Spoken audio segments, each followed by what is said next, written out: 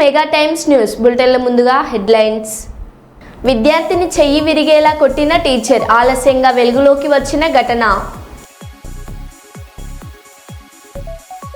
చరిత్ర సృష్టించిన Bharat chess player.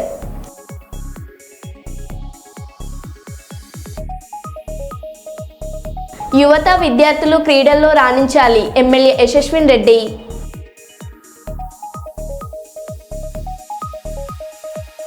Congress ప్రభుత్వం తమ చాతకానితనాన్ని కప్పిపుచ్చుకోవడానికి గోబెల్స్ ప్రచారం చేస్తున్నారు, మాజీ మంత్రి హరీష్ రావు. ఎంతగానో ఆకట్టుకున్న చిన్నజీఆర్ స్వామి ప్రవచనాలు.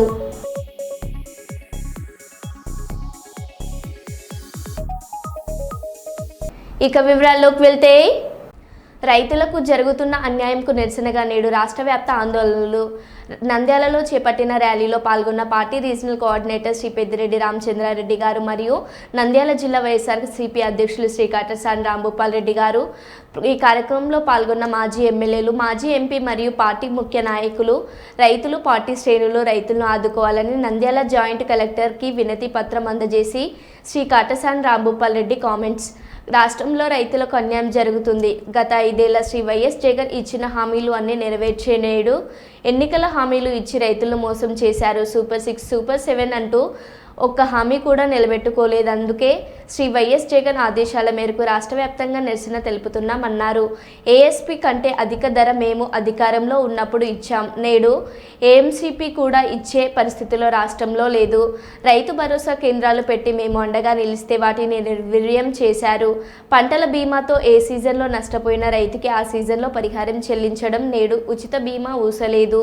దానిని కూడా నిర్వీర్యం చేసిన గనుడు చంద్రబాబు. ఆయన్ను ఎందుకు ముఖ్యమంత్రిని చేశామని రైతులంతా బాధపడుతున్నారు. వారికి వెంటనే న్యాయం చేయాలని డిమాండ్ చేస్తున్నామని నంద్యాల జిల్లా అధ్యక్షులు శ్రీ కాటసాని రాంభూపాల్ రెడ్డి గారు అన్నారు. సినీ నటులు మోహన్ బాబు, ఆయన చిన్న కుమారుడు మనోజ్ మధ్య చోటు చేసుకున్న ఉధృత పరిస్థితులను కవరేజ్ చేసి వివరణ కోరిన మీడియాపై దాడి చేసిన బాధాకరమని ఫోటో వీడియో జర్నలిస్ట్ అసోసియేషన్ జిల్లా అధ్యక్షులు మిసాల రామస్వామి తెలిపారు. ఈరోజు కర్నూలు కలెక్టర్ కార్యాలయం ఎదుట ప్లకార్డ్స్ పట్టుకొని మోహన్ బాబుపై చర్యలు తీసుకోవాలని డిమాండ్ చేస్తూ నిరసన వ్యక్తం చేశారు. ఈ సందర్భంగా జిల్లా అధ్యక్షులు మిసాల రామస్వామి మాట్లాడుతూ, సమాజంలో జరుగుతున్న మంచి చెడులను ఇటు ప్రభుత్వానికి అటు ప్రజలకు తెలియజేసేందుకు జర్నలిస్టులు చేస్తున్న విధులపై మోహన్ బాబు లాంటి వారు దాడి చేయడం సిగ్గుచేటన్నారు. జల్పల్లిలో జర్నలిస్టులపై జరిగిన దాడిని తీవ్రంగా ఖండిస్తున్నామన్నారు.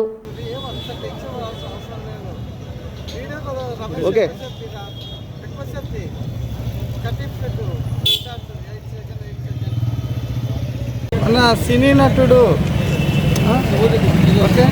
మన సినిమా నటుడు మోహన్ బాబు గారి కుటుంబంలో జరిగిన గొడవలు రచ్చకెక్కడంతోనే మీడియా అక్కడికి వెళ్ళాల్సి వచ్చిందే తప్ప మీడియా కావాలని పోలేదు.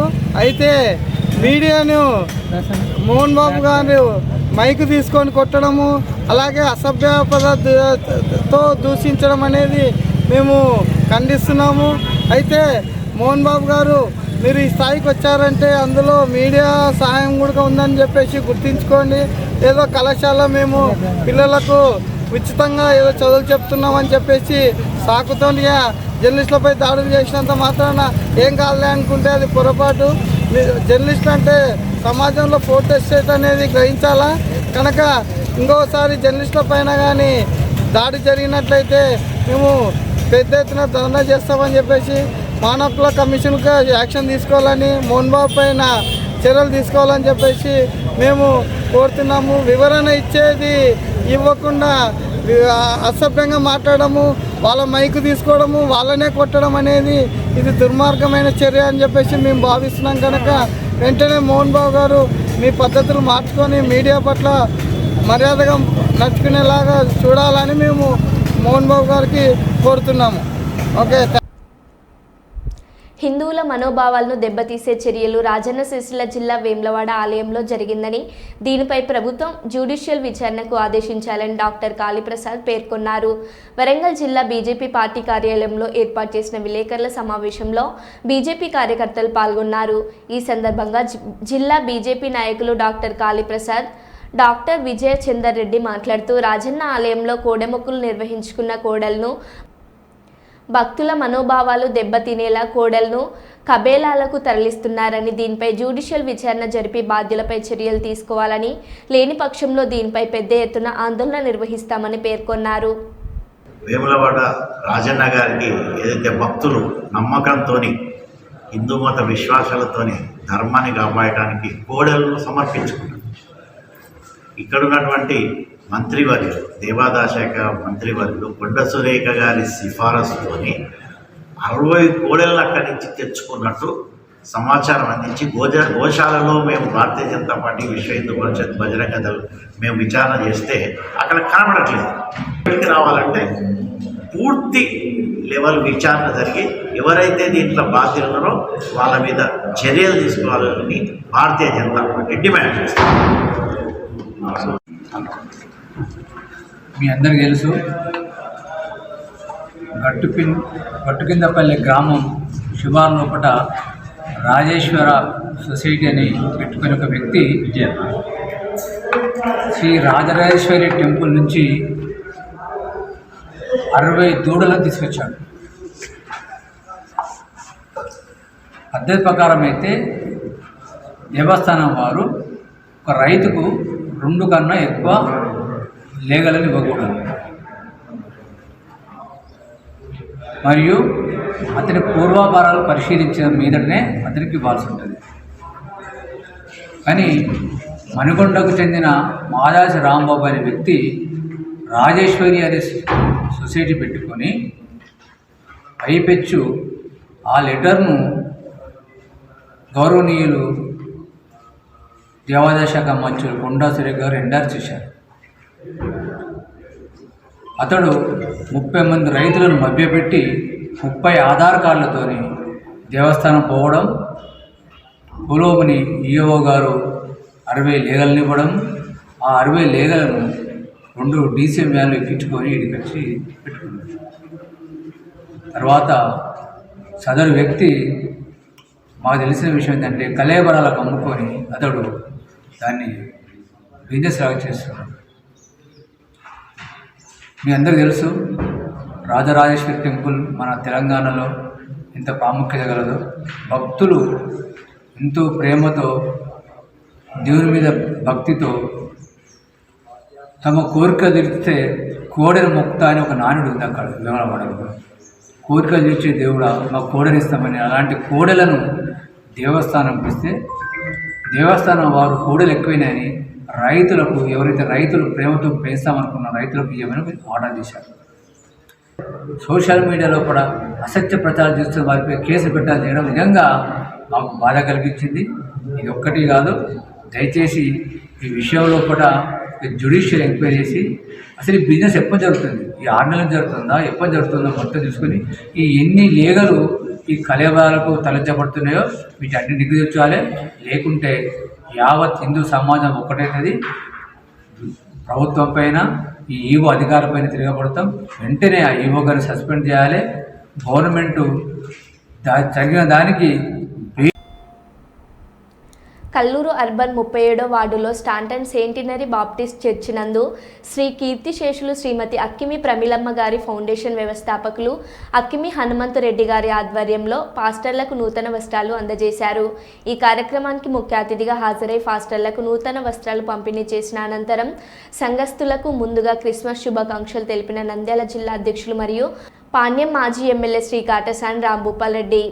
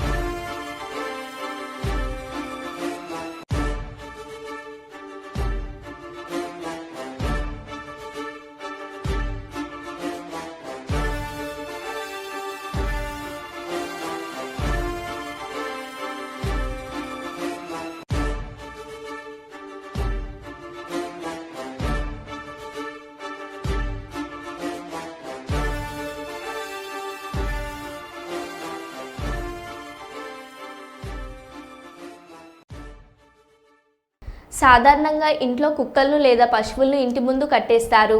అందుకు భిన్నంగా ఓ వ్యక్తి ఇంటి ముందు కూడా పిల్లిని తాడుతో కట్టి దృశ్యాన్ని గమనించి ఇదేమిటని ఇంటి యజమాని బోయిన లక్ష్మణ్ను అడగగా ఇంట్లో పాలు, పెరుగు, అన్నం వస్తువులను పడేయడంతో పాటు వస్తువులను చిందరవందర చేస్తుందని ఇలా తాడుతో కట్టివేసినట్లు ఇంటి ఓనర్ తెలిపారు. పొలం పనులకు వెళ్లి వచ్చే వరకు ఇంట్లో వస్తువుల మొత్తం కింద పడి ఉంటున్నాయని, దీంతో ఇబ్బంది పడుతున్నామని తెలిపారు. ఇప్పుడు పిల్లిని తాడుతో కట్టివేయడంతో ఎలాంటి ఇబ్బంది లేదు అని, ఇంటి చుట్టుపక్కలకు పశువులు, కోతలు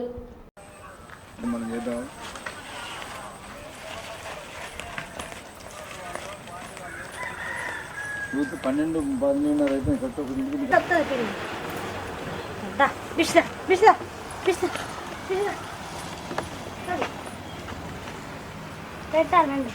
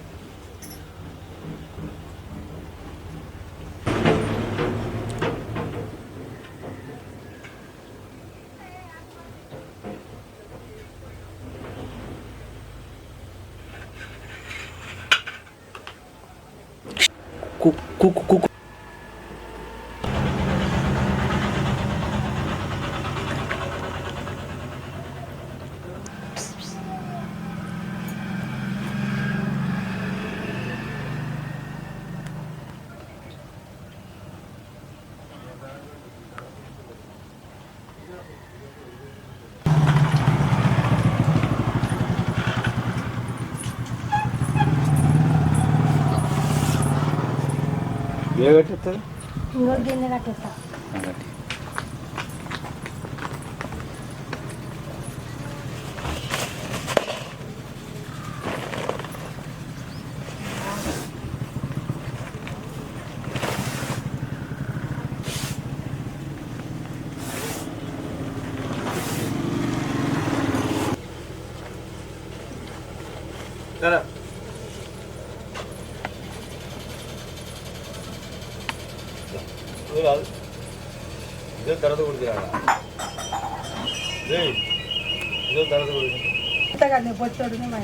నువ్వు ఇస్తా బాగానే నీకు నార్మట్లకే సరిపో. పిల్లి పిల్లలు పొచ్చుడున్నాయి మాత్రం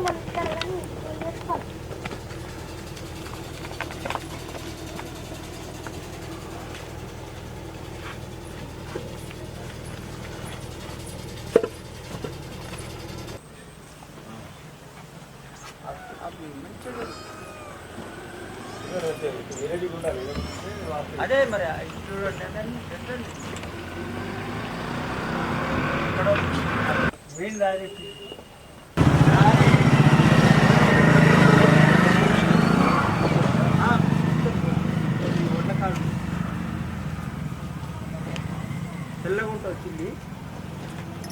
ఓమో నీ బండి కింద 2 పడ్డాయి.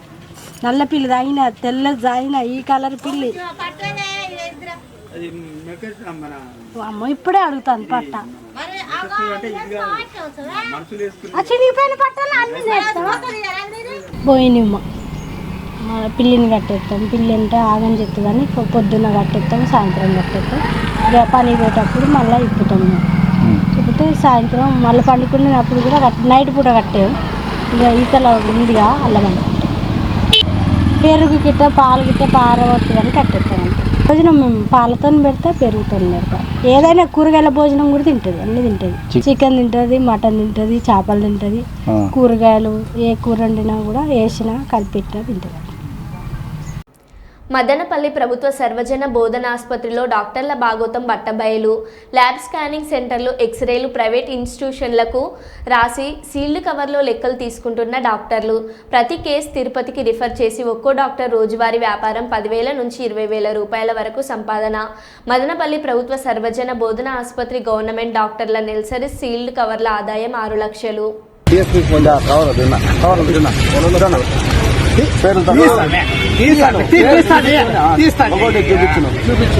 పేరుతో సహా రాసి పెట్టిన అమౌంట్లో ఎవరెవరికి ఏమేమి వెళ్ళాను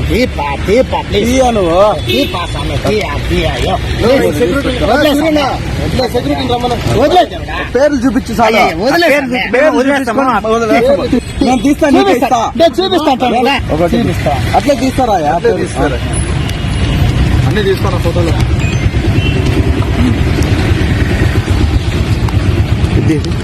తీసామే అయ్యయ్యా చూపించాకేం నీకు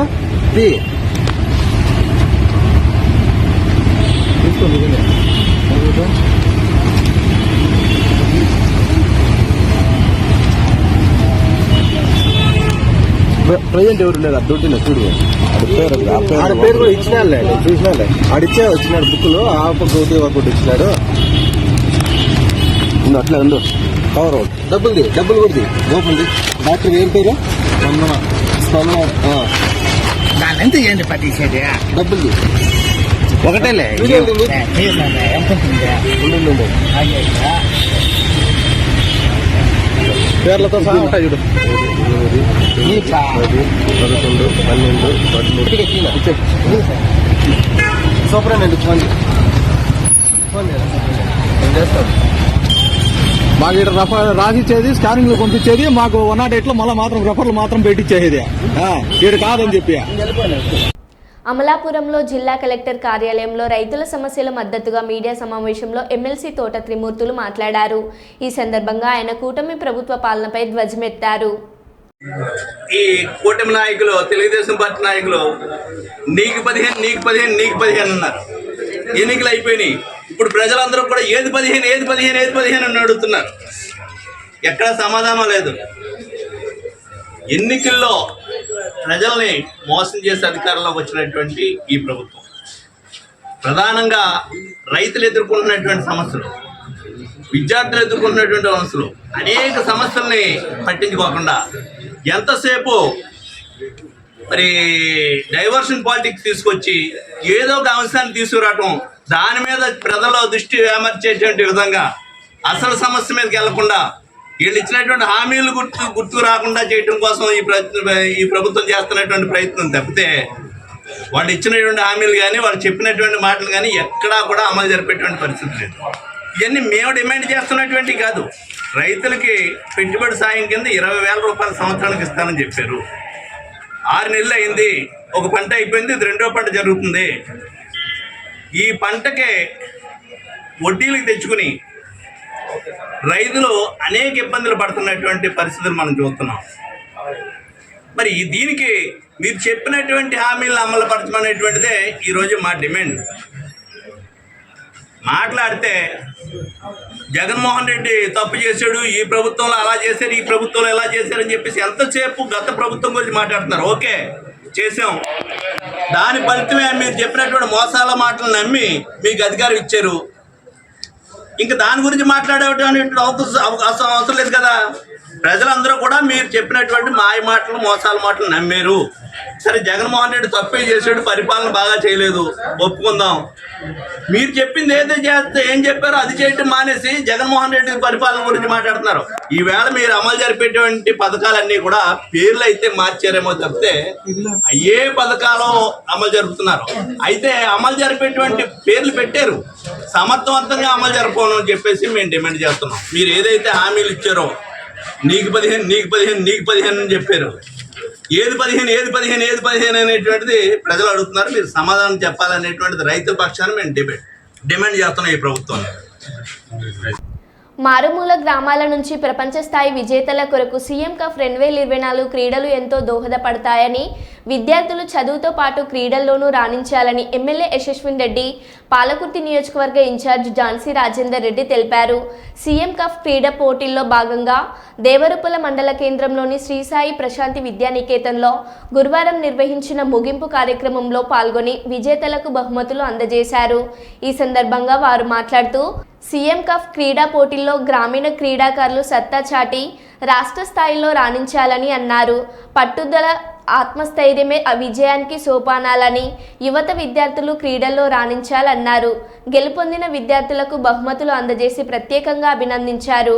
ఈ కార్యక్రమంలో మండల అధికారులు, స్కూల్ యాజమాన్యం అధికారులు తదితరులు పాల్గొన్నారు. చాలా ఎక్కువ కాంపిటీషన్ అనేది ఏదో ట్రోఫీసో మెడల్సో విన్ కావడానికే కాదు, అది మీలో ఒక కాన్ఫిడెన్స్ని బిల్డప్ చేయడానికి. మీరు అందులో పార్టిసిపేట్ చేసిండ్రంటేనే అది చాలా గొప్ప విషయం. కాకపోతే ఏమన్నా మళ్ళీ గెలుస్తాం, మళ్ళీ ఆడతాం. విన్నింగ్ అండ్ లూజింగ్ అనేది పెద్ద మ్యాటర్ కాదు కదా, కాకపోతే ఉంటుంది. విన్ అయిన వాళ్ళకి కొంచెం స్పెషల్గా అనిపిస్తుంది, స్పెషల్ ఫీలింగ్ ఉంటుంది. కానీ పార్టిసిపేట్ చేసిన వాళ్ళు కూడా అంతే, వాళ్ళకు కూడా అట్లనే ఉండాలి. ఎందుకంటే ఈసారి ఒక్కసారే కాదు, మళ్ళీ కూడా మీరు అందరు ఆడతారు. ఇప్పుడు ఇక్కడ వాలీబాల్, ఖోఖో, కబడ్డీ, అథ్లెటిక్స్ ఇవన్నీ కూడా ఆడిండ్రు. మరి గర్ల్స్ కూడా అంతా 150 స్ట్రెంత్ అండి, 150 అండ్ అబ్బాయిలు 180. అంటే మంచిగా చాలానే పెద్ద సంఖ్యలోనే అందరు కూడా పార్టిసిపేట్ చేసిండ్రు. మీరందరూ సెలెక్షన్ అయిన వాళ్ళు 180 + 150. మీరు మళ్ళీ ఇందులో ఫిల్టర్ అయ్యి ముందుకెళ్తారా? ఆల్రెడీ ఫిల్టర్ మొత్తం 72 మెంబర్స్ ముందుకెళ్తారు. కానీ పార్టిసిపేట్ చేసిన ప్రతి ఒక్కళ్ళు కూడా హ్యాపీగా ఫీల్ కావాలి. స్పోర్ట్స్ అనేది ఏదో మనము ఒక్కగా ఆడుతున్నాం అంతే అని కాదు, అది మనకి ఫిజికల్గా అండ్ మెంటల్గా కూడా మంచిగా ఉంటుంది ఎప్పుడైనా. మరి మీరందరూ కూడా గెలుపులే, ఎవరు కూడా డిసప్పాయింట్ అవ్వద్దు. అందరూ కూడా ఇంకా పెద్ద పెద్దగా గేమ్స్ ఆడుకొని మరి మీ యొక్క స్పోర్ట్స్లో మరి గోల్డ్ మెడలిస్ట్గా అవ్వాలని, కనీసం కొంతమందిరైనా గోల్డ్ మెడలిస్ట్గా పోవాలని కోరుకుంటూ నాకు ఈ అవకాశం ఇచ్చిన పెద్దలందరికీ నమస్కారం. విద్యార్థిని చెయ్యి విరిగేలా కొట్టిన టీచర్ ఆలస్యంగా వెలుగులోకి వచ్చిన ఘటన. నిజామాబాద్ దుబ్బ ప్రభుత్వ పాఠశాలలో నుంచి గంట ముందే 10వ తరగతి విద్యార్థిని ఇంటికి వెళ్ళింది. అయితే ఆగ్రహించిన టీచర్ మరుసటి రోజు ఉదయం విద్యార్థినిపై చేసుకోవడంతో విద్యార్థిని చెయ్యి విరిగింది. దీంతో ఆగ్రహించిన పేరెంట్స్ స్కూల్ వద్ద ఆందోళనకు దిగారు. విద్యార్థినిని కొట్టిన మహిళా టీచర్పై పోలీసులకు ఫిర్యాదు చేశారు. రేపు ఏమన్నా అంత గీత తగిన నీది అందరిది ప్రాబ్లం. అది మీరు ఎక్కడ కావాలి, ఏం కావాలి నేను చేస్తాను. అవును, బెదిరించారు కాదు సార్, చెప్తున్నా. ఈ రోజు ఇష్యూ వచ్చింది కాబట్టి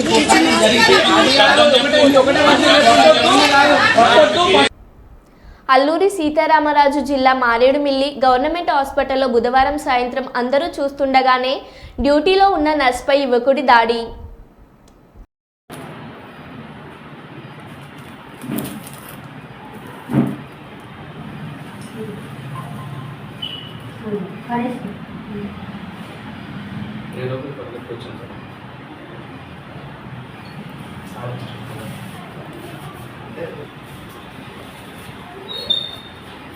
మళ్ళీ కొట్టాడా?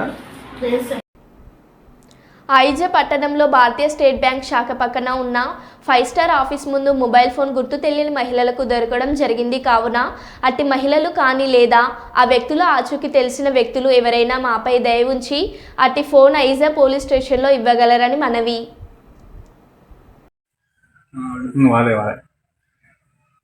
ఈ జియోకి వచ్చారు వాళ్ళు ఏమన్నా? అదే బండిలోనే పెట్టినారు, లేడీస్ తీసుకొచ్చాడు. బండి నెంబర్ అన్నా కనబడితే దొరికిపోతాడు. చెప్పినట్టే వాడు ఆ రోజు చెప్తే ఆడో వేసుకున్నాడు.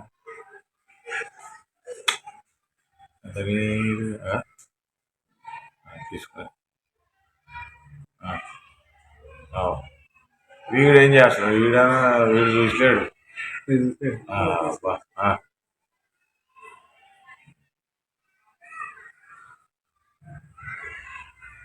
వాడు బండి నెంబర్ కవర్ చేయి, రాదంట జూమ్ చేయడానికి. అది జూమ్ ఉంటుంది తమ్ముడు, పిక్చర్ పలిగిపోతుంది. నెక్స్ట్ మన వాళ్ళు వచ్చినారు కానీ వాళ్ళు అంత వద్దు యాడ్ చేసింది కదా.